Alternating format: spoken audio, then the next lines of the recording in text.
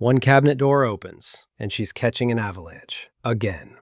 Dinner starts like this every night. Your kitchen does it too. The jammed drawer, the buried pan, 10 wasted minutes before you even cook. So you buy more bins, more racks. But this isn't a storage problem. It's a subtraction problem. Japan's tiniest kitchens run on a different system. And by the end, you can copy it. No renovation. Coming up, a storage mistake you're probably making right now. And the one space you should never fill. Start where Japanese-style organizing starts, with less. The method's called Danshari. 3 moves. Refuse what sneaks in. Freebie mugs, duplicate gadgets. Dispose of the things you never touch. And separate yourself from someday, maybe. Simple rule. Untouched for a year, gone. Because organized clutter is still clutter, just tidier. Now the hardware. Total cost? A few dollars. This is the tension rod. No drilling required. Under the sink, it hangs spray bottles mid-air. Inside a cabinet, it becomes a fence. Remember that opening avalanche? Solved. For about $1.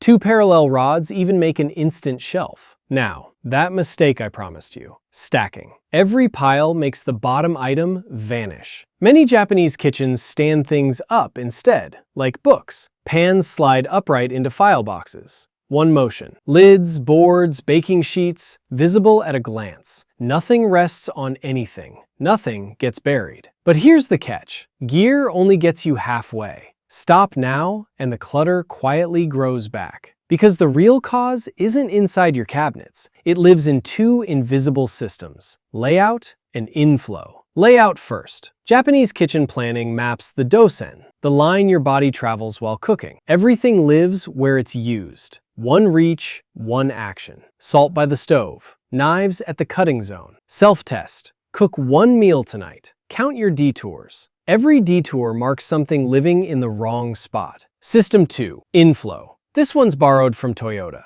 It's called Kanban. Keep exactly 1 backup. Opening that backup is your signal to rebuy. 1 spare soy sauce, not 4. Deep backstock is what buries tiny kitchens. Fair objection. My kitchen's too small for systems. It's the opposite. These tools were born from scarcity. No drills, no renovation, dollar store parts throughout. And if your counters are buried, that's normal. Empty space looks like waste, so we fill it. Which brings us to the space you never fill. Japanese design has a word for it.